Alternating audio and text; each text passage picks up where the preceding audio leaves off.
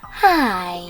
In front of me is Samsung Galaxy Fold5 and today I would like to show you how you can clean storage of this device.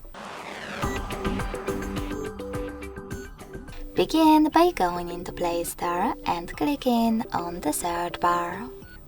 Following that, type in Files and download this free app from Google Developer.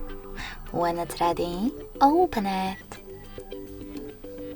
Then tap on Continue in the pop-up. Select Allow and tap on the gray switcher next to Files by Google. Finally, you can tap on Clean at the top left corner.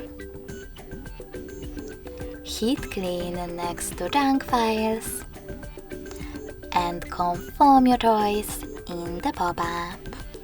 So when I do that, as you can see, storage of my device was successfully cleaned.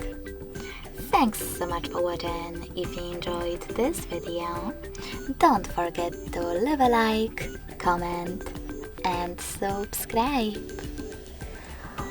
Bye!